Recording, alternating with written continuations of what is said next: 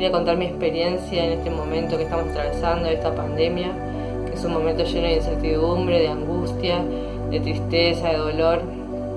Bueno, a mí la verdad que sanación pránica me ayudó mucho para afrontar esta situación. Me siento más tranquila, más en calma, más serena. La meditación de corazones gemelos también me ayuda a sentir más conciencia de esto que estamos atravesando, que es solo un momento y que como todo momento va a pasar, siempre dejándonos un aprendizaje.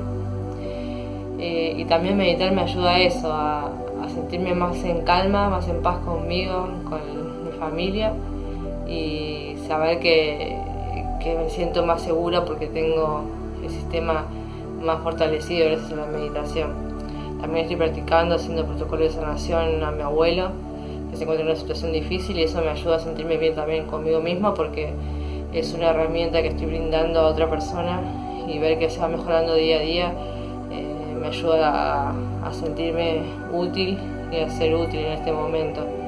En el momento que lo practico me siento conectada, tranquila, bien, en bienestar y en paz, y eso se transmite a la otra persona también.